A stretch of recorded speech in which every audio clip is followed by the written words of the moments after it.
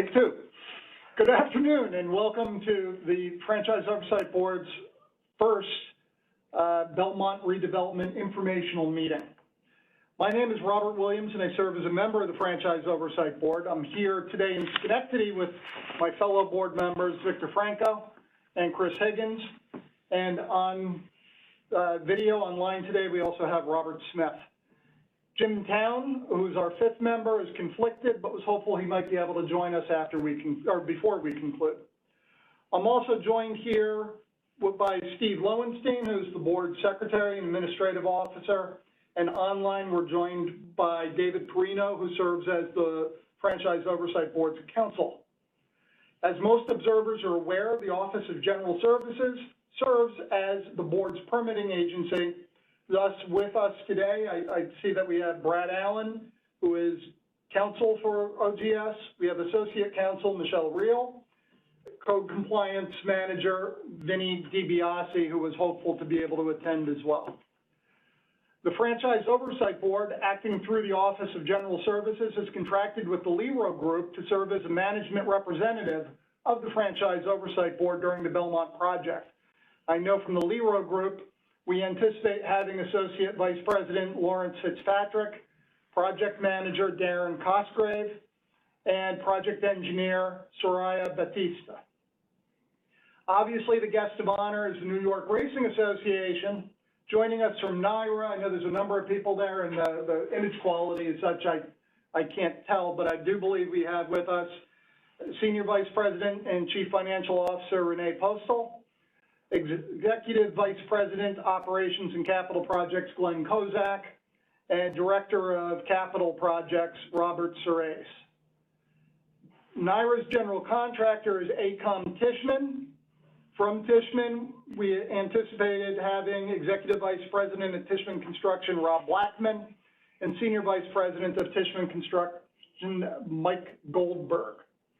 Just as a reminder, this meeting is being webcast for public accessibility and will be recorded and posted on the Franchise Oversight Board's website. The purpose of today's meeting is to provide greater awareness to a project that has substantial impact on both the state racing franchise and the property upon which Belmont Park rests. As the board has no present or future business to transact relating to this project, today's meeting is properly characterized as an informational meeting. For background relative to today, on May 3rd, 2023, Governor Kathy Hochul signed into law budget legislation which was necessary to implement the state 2023-24 fiscal plan. One element was Part X of Chapter 59, which authorized the renovation of Belmont Park. The law specifically referenced the anticipated costs of renovating Belmont to be $455 million, funded by utilizing NYRA's video lottery capital funds, with the state providing the initial financing up to $455 million, with repayment occurring through an agreement by allocating $25.8 million in capital funds annually back to the state until all state costs associated with the project have been reimbursed. The first disbursement under the agreement was for $70 million, which was made by Empire State Development to NYRA on August 1st, 2024. I think practically today, the Franchise Oversight Board would like to hear an overview of the development timeline, about project spending to date at a high level, a little bit about contracts that have been executed, letter completed. I think we also want to discuss the minority-owned and women-owned and service-disabled veteran-owned business utilization and general workforce mobilization. And then before we conclude today, I'd like to get a development status update on the quality of life projects that were discussed at this board's March meeting. So I think to begin with on the timeline, just some very generic overviews. What is the target for completion date of the project?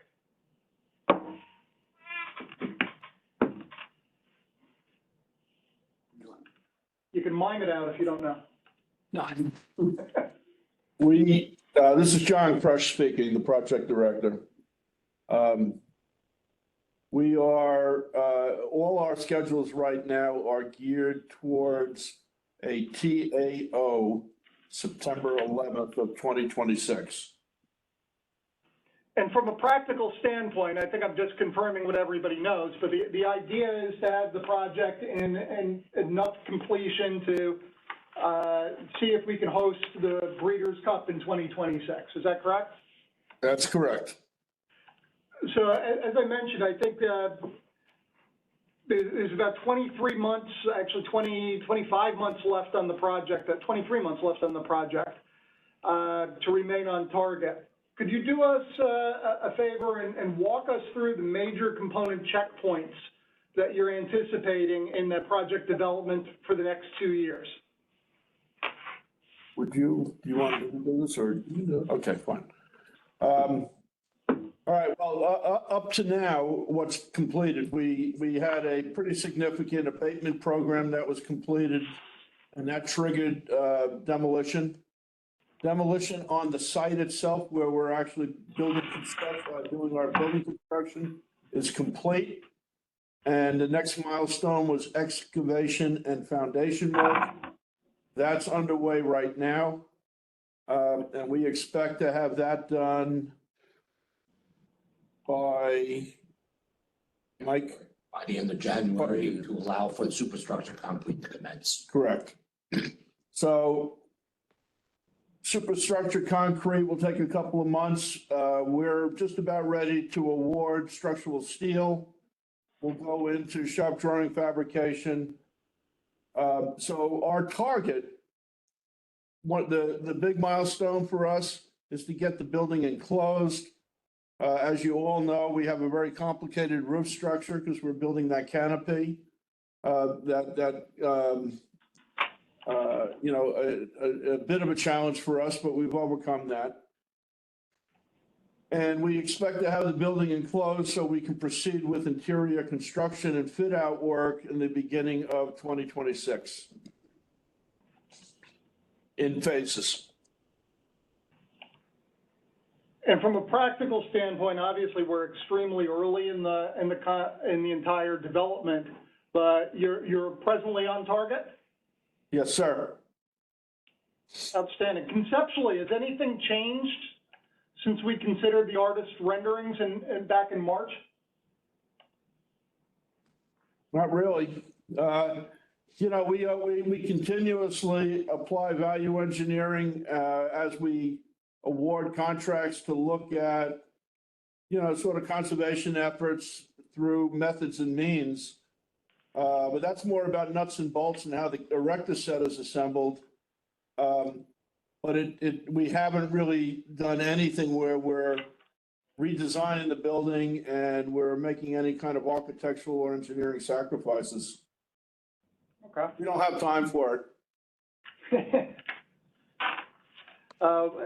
Actually, you raised an interesting question. How much, you know, given the end date target in September of 2026 and the runway that's necessary in order for Breeders' Cup to actually occur in that day, what kind of elasticity do you have in the overall contract? Very little. We fortunately, we got an A team. One of the things that we have done, realizing the challenge of coordinating not just Tishman and the entire construction program, but there's also a pretty significant effort on the side of NYRA, as NYRA has to migrate into this new facility and take over all the operations. So in order to deal with that, we've hired a third-party scheduler, and that schedule will be producing for us a comprehensive schedule that will incorporate all significant activities, whether they're construction or racing or operations. Yeah, it certainly seems sensible. Anybody have any questions about the timeline at this point? No. Mr. Smith? Nothing? Next item that we'd at least like to touch upon is the project spending to date at a high level. As I mentioned, The first $70 million of disbursement occurred on August 1st. It is my loose understanding that approximately half of it has been spent. So again, for an element, and keeping it at a high level that would be useful for people who don't play in the construction sandbox, what has the money been spent on so far? What is the expectation for the next $35 million that is, at least in my understanding, is unspent at this point? Yeah, so to date, I think it's probably closer to 20 million. Large part of that has been the architectural design fees. And then 20 million spent or 20 million left? 20 million spent. Okay.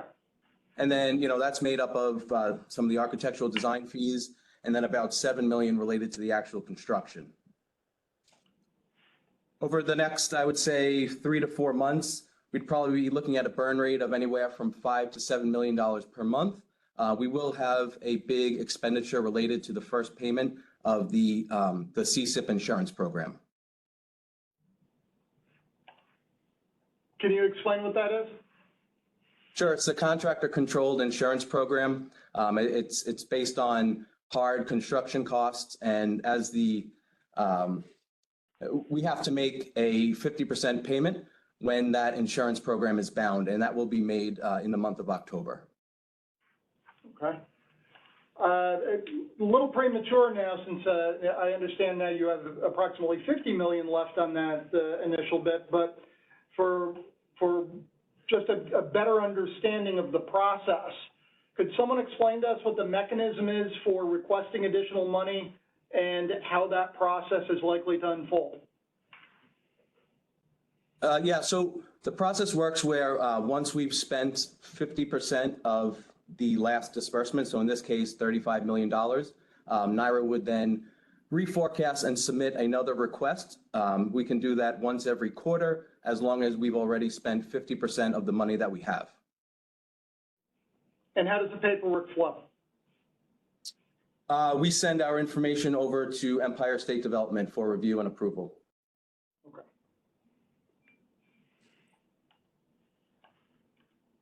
So one of the other things, of course, that we've talked about internally here is the audit process for verifying the spend. Can you give us a little, again, a high-level view as to how you're ensuring that the money that is spent is actually being spent appropriately and is properly backed up relative to payment of vouchers, et cetera, invoices? Absolutely. So NYRA has hired a third-party cost management consultant. So really all the funding requests and financials is being reviewed by a third party. They reconcile all payments, including gathering all of the documentation that does get sent over to ESD. In addition, NYRA has also hired a third-party external construction auditor, Cohn Resnick. So it is being audited in two separate ways. Okay. Anyone have any questions relative to the spends at this point?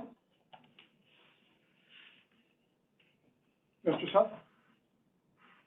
So let's, one of the other things I wanted to talk about was a little bit about the contracts that you guys have underway, you guys being NYRA or Tishman as the general contractor. I know that I get kind of at least a loose grouping of what bid packages are going out, what has been reviewed, what has been awarded. Could you give us a very high overview as to how that process works? And with perhaps a special focus as to how entities in the New York metropolitan area participate in that and what you do to ensure a widespread understanding of what the project is and where opportunities exist.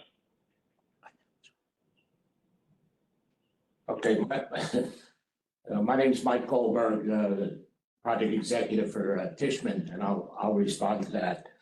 We have an extensive bidding process where we go through a trade contractor approval, we do background checks, so on and so forth, including MWBE participants and disabled or disability participant.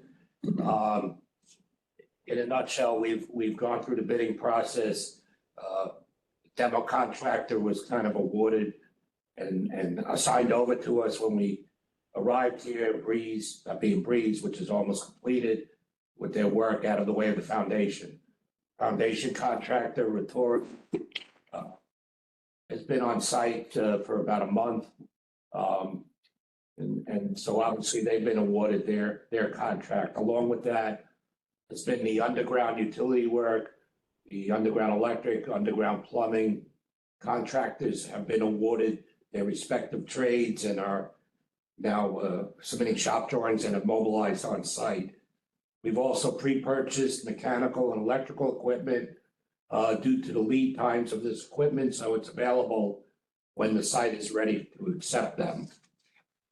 We've have award recommendation letters in with NYRA for major trades, including the curtain wall, superstructure concrete, major mechanical, air and wet side, plumbing, sprinkler, protection, hoist.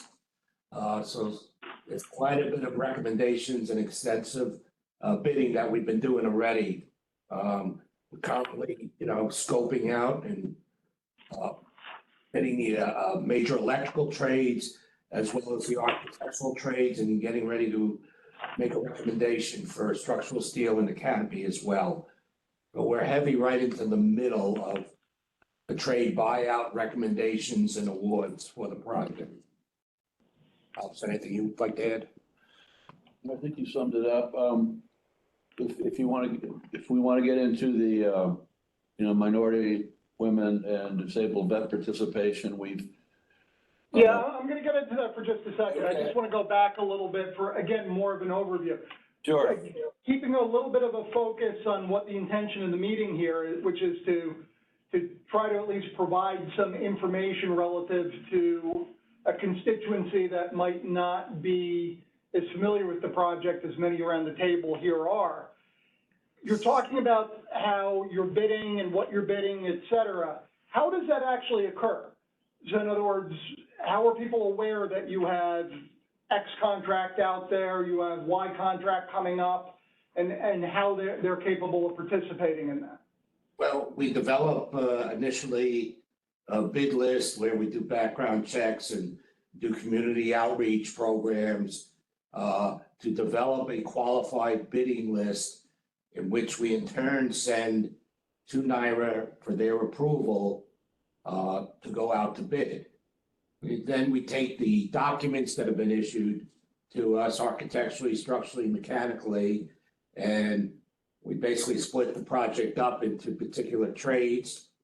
Once we get the approved bid list back, we will go out to notify the bidders that the trade is being bid, and then they can respond if they're going to bid on the job or going to pass on the job or have questions about it.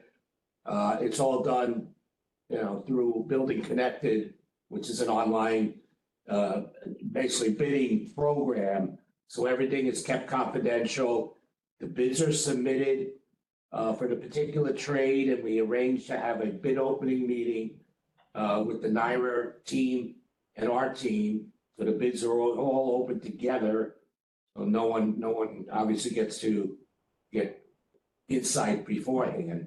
Once the bids have been opened, then it gets back into our court, AECOM Tishman, where we do these scope meetings, which with each of the bidders for the particular trades to ensure that they have a complete scope and a complete bid, and any pricing adjustments at that point. And we will send out what we call clarifying addendums and rebid basically 2 and sometimes 3 or more rounds until we have a complete bid. And at that point, the lowest responsible bidder, we would make a recommendation to NYRA based on that. So that's kind of our procedure in a nutshell. Okay. Anybody have questions relative to the procedure? You'd mentioned minority and women-owned business and service-disabled veteran-owned business utilization. So I cut you off there. I would love to hear, what what is expected, what your status is, what your outreach efforts are, what you've done so far, and where there can be meaningful participation as a qualified entity that may be MWBE or service disabled? Sure.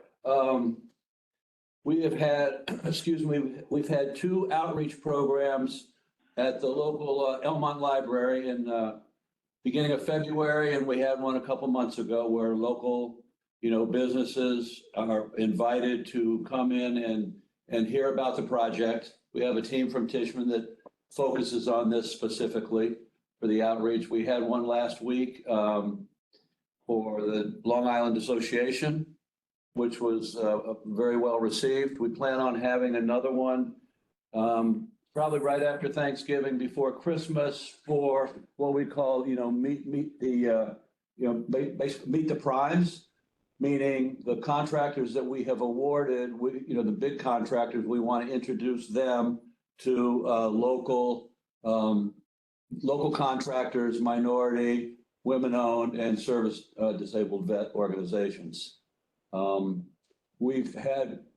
We're very proactive in the procurement process with this aspect of the deliverables that are required from the state.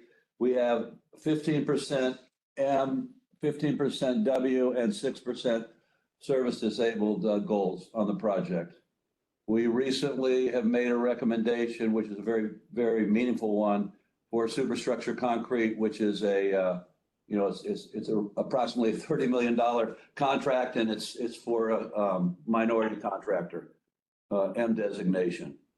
It looks like we're going to be making a recommendation shortly for another trade that could be a service disabled vet organization, and it could be on the order of magnitude about a $7 million contract. So we're very proactive in promoting this aspect of the project. So you're having absolutely no concerns or expectations that you wouldn't be able to meet the numbers that were suggested for MWBE and service? Well, it's a process, and it takes a while so if we award a contract, our contractors, part of our bid process, they have to put forth their best efforts in the bid documents to us on how they plan to attain these goals. And then it takes, after the contracts are awarded, then they will go and they will start making their own contracts with their respective, participation, targets, if you will, for lack of a better term. So it doesn't happen when we shake hands. That's the best efforts handshake. And then there's a process, could take, 4 to 6 months for, these bigger contractors to lock in on the, on the minority and women and veteran owned businesses. So it's a process.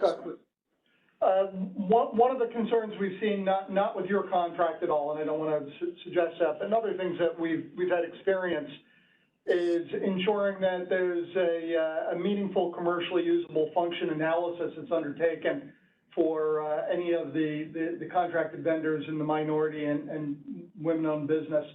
Is it something that you guys do, or how is that ensured so that none of these contracts are being staged as pass-throughs? I'm not sure I understand the question. Obviously what drives a MWBE contract is that there's actual participation, and it's not titularly owned by a woman who then is receiving the money off the top of the contract as a woman vendor and passes it through for non-women. So obviously that type of, I don't want to say, it's got such a terrible connotation by saying bid rigging, but it is an element of manipulation of the spirit of the law. That's exactly the turn of phrase I'm looking for, Mr. Higgins. Yeah. Who is doing that to ensure that the M's are actually M's, the W's are actually W's, and the SDs are actually SDs?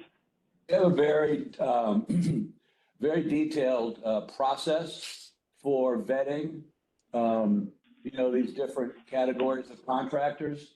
We're very proactive with our with our procurement people at our main office in the city.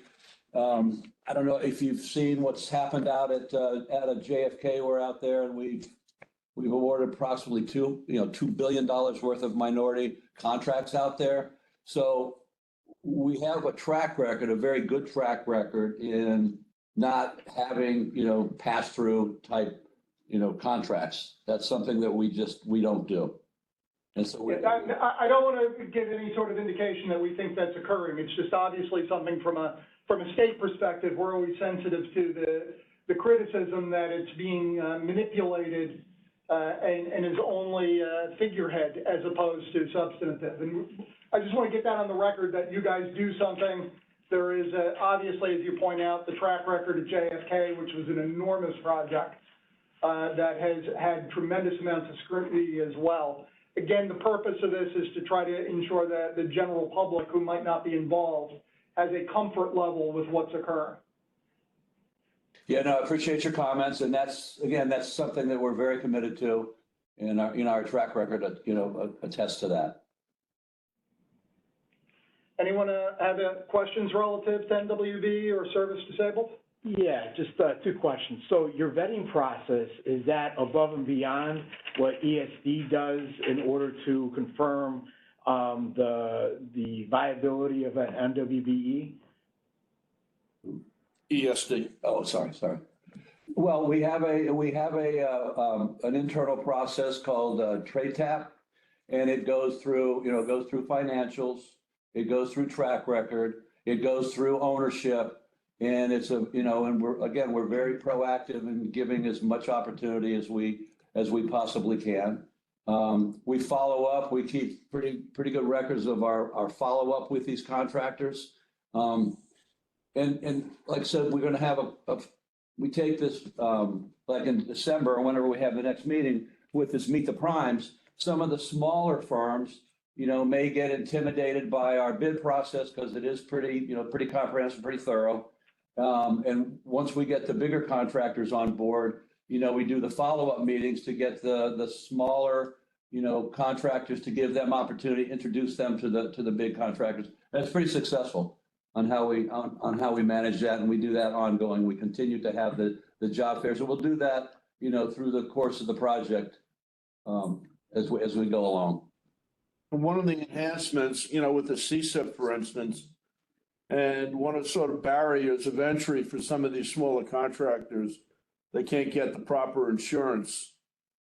So the CSIP gives us the ability to be able to get them up to our standards without having to push them through a screen.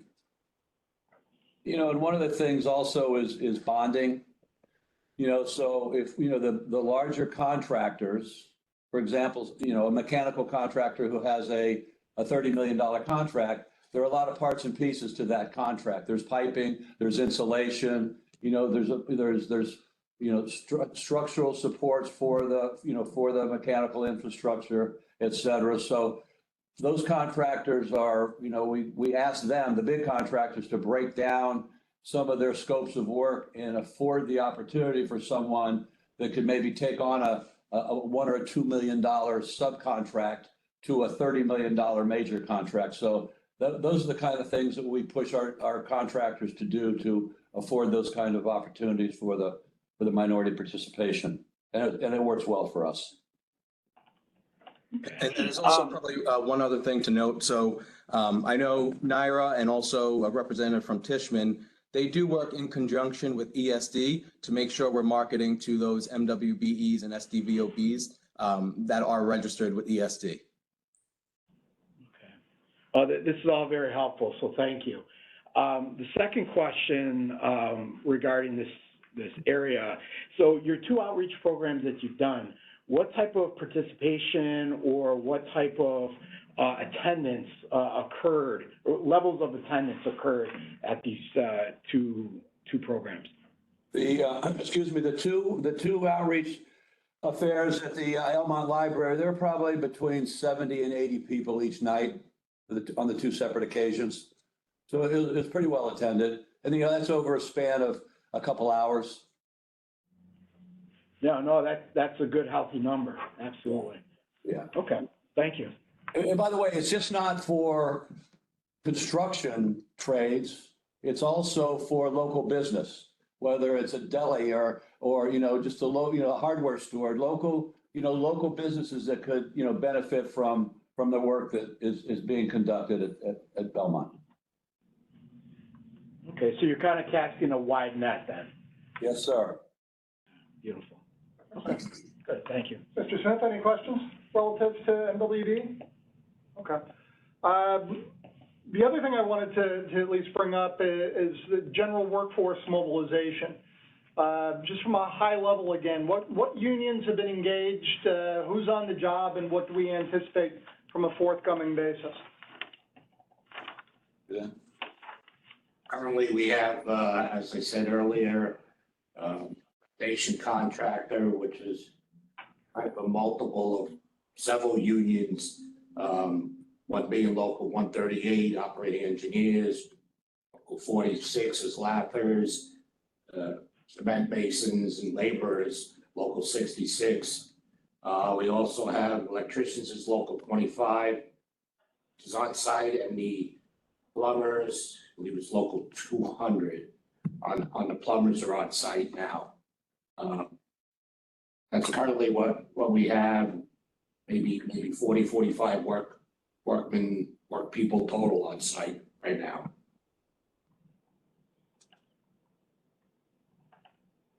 Okay. Any questions relative to workforce? Chris?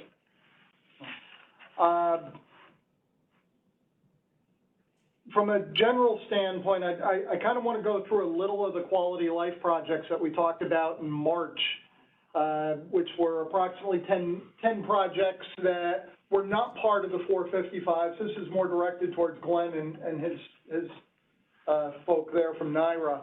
And just get a kind of a status report on the ones that we had some expectation of completion during calendar year 2024. I am very cognizant that there's a big difference between anticipated and practical and outcome, but just to get some sort of a sense as to where we're at. I know, for instance, like on the new dormitory, dorm 3, you're expected perhaps to have the certificate of occupancy as soon as the end of this week, which would put us obviously well before the conclusion of the calendar year and get that utilization. But just moving through some of the other projects, and Glenn, as I mentioned them, if you could just kind of tick off concepts of where you're at on it, would be helpful. The backstretch Wi-Fi coverage was originally anticipated to be completed by the conclusion of December. How is that moving along? That's moving along very well, and that expected completion date is still on schedule. Tied to the Wi-Fi is also the fire alarm system for all the barns and cottages, so we're expecting to have that complete Q4 of this year. The other project that is also tied to that fiber backbone is the blue light system, the security system that we're not only incorporating at Belmont, but additionally, we're going to incorporate that at Saratoga as well. The other items that we're working on that you had mentioned, and if I could just take a moment to say the work with OGS and the permitting on all these projects in our weekly meeting has been exceptional. So having that communication and the dialogue and getting all the correct paperwork to them, they've been fantastic to deal with. So that has certainly helped us improve our timelines. In addition to what you had mentioned on dorm number 3, we've taken on the foundation work and MEPs on dorm number 4. So that foundation is already installed. We're currently doing all the underground on that.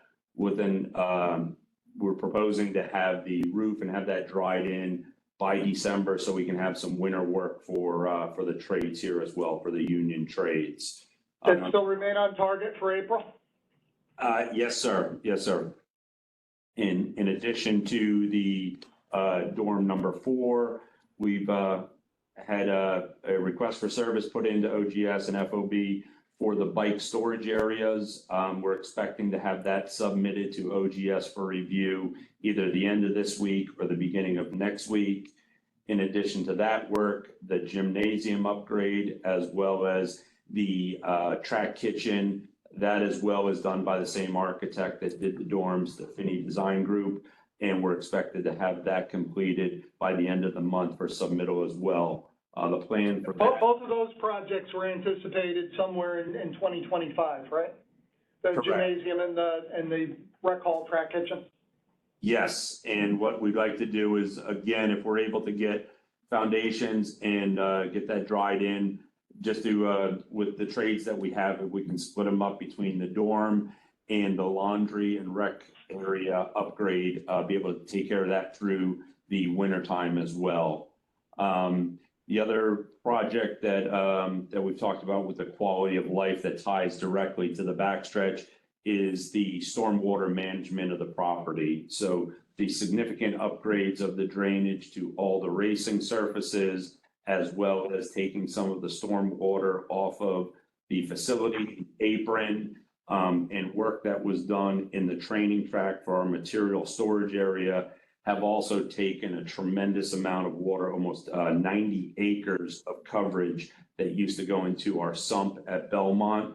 So there's a significant improvement with the stormwater management. 3/4 of that work is complete already. In the remaining work, we're just, I've got materials for the turf courses that are in the way for wrapping up the installation of the last 50 of the 200 dry wells that are being installed. If I can interrupt you for just a second, Glenn, I'm going to take you in a little bit of a different direction, but since you've kind of opened the door on the racing surfaces, while it's not part of the project or part of the quality of life, how are the racing surfaces progressing towards the completion? And you know, obviously it's wonderful if we get a grandstand that's up and running, but if the horses have nothing to run on, that obviously is a problem. So if you could just spend a couple of minutes just giving us an update on the surface. Sure. So the tunnels are all complete that we have talked about in the past, meaning the grandstand tunnel, the pedestrian and commercial tunnel from the north lot, as well as the horse tunnel, which will access horses from both the barn area as well as the new grandstand clubhouse to the synthetic track. So those are all in place.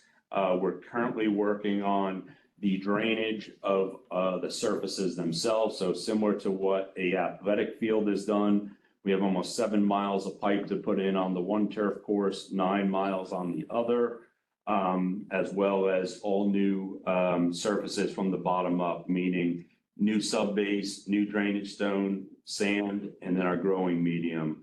The rails are installed on the synthetic track. So the inner safety rail, all the posts are up for the inside and outside rail. We're expecting to start to install porous asphalt either the end of next week or the beginning of the following week for the interior 40 feet of the synthetic surface to be able to stockpile the Tapeta racing surface on that, with an anticipated completion date of early Q2 to mid Q2 of next year. So that way we have the ability to allow horses to start training on a 1 mile synthetic track. The 2 turf courses, we're in a blending process right now of the growing medium, and our anticipation is sometime around mid-November to start putting the growing medium down, and directly behind the growing medium, we will start to install sod. The sod has been secured for almost a year now. So we've had that grown on Long Island, so it'll be a natural transition in the same climate. And depending on how the weather responds this winter, we will continue with that work right through the winter time with approximate 10 tractor trailer loads a day. We'd be able to install basically a 1/16 of a mile of racing surface per day prepared track. The main track, we're currently, the installer from Kentucky is working with our union trades currently just with an oversight capacity for the install of the safety rail on the main track, as well as the outside rail on the outer turf course. with an anticipated completion of what we can do because material locations of 2 weeks on that. So the tracks are progressing very well. We're on schedule with the tracks. As I mentioned, there will be training on the synthetic early. We have not given a timeline on the main track just because of working with the project team not to impact any issues with the superstructure going up in the building. So we'll update this group as that develops to be able to see if there is the capability of giving even, modified training hours if required next spring. And then the one other thing, if I could just to point out, as it was mentioned earlier about the TAO in September of 26, we will be in a position with the racetracks where we would look at a modified or the possibility of a modified Belmont Stakes in 26. And we would like to just keep that option open. It certainly wouldn't be a full building use, but again, we will update this group as that develops to see if there is the ability to host it, in a manner that's appropriate in 2026. That would be a heck of a dry run for the Breeders' Cup as running the Belmont at Belmont. Just going back to the bike storage sheds, I know that you said the request is into FOB and OGS. From a practical standpoint, once approved, how long will it be to get the first shed out? I know that one of the concerns was to get that in alignment with the opening of the dormitory, which obviously could be as soon as the end of the week. So we look like we're a little bit off on that one, but how long is the development on a per shed basis?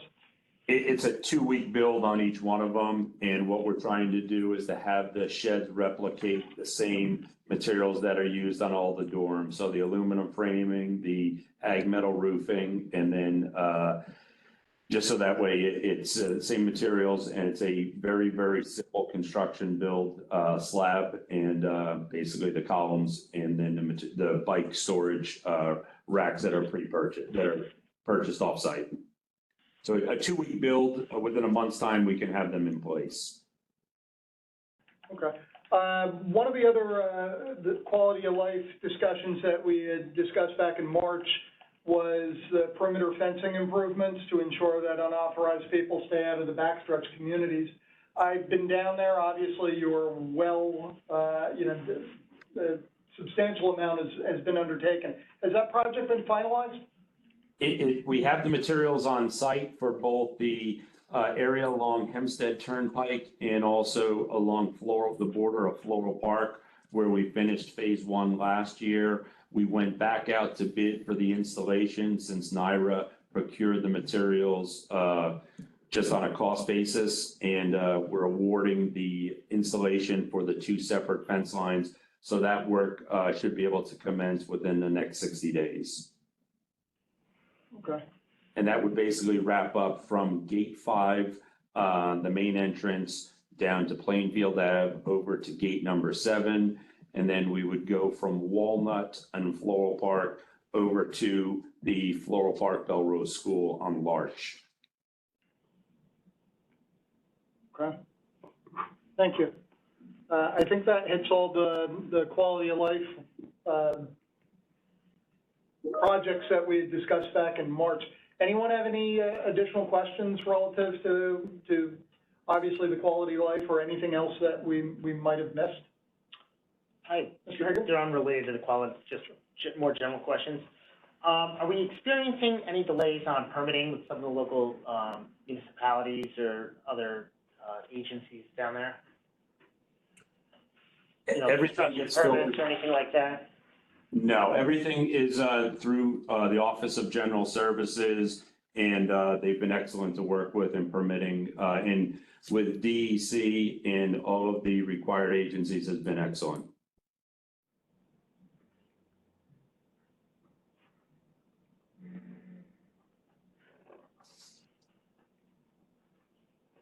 Okay, and then just my other question, is there any potential cost overruns at this point in time that you guys can oversee as far as any of the materials are concerned or the cost of labor as it relates to the project and the overall budget? Not at this point. As was mentioned earlier, there was some value engineering that went into some of the interiors just with material finishes, but at this point, no overruns.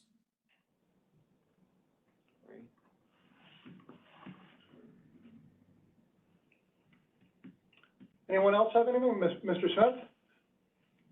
Yeah, just a question for Glenn. What is the current number of backstretch employees housed at Belmont? Right now, there's just over, I believe it's 830 people on site right now. We've got the capacity for up to 1,000.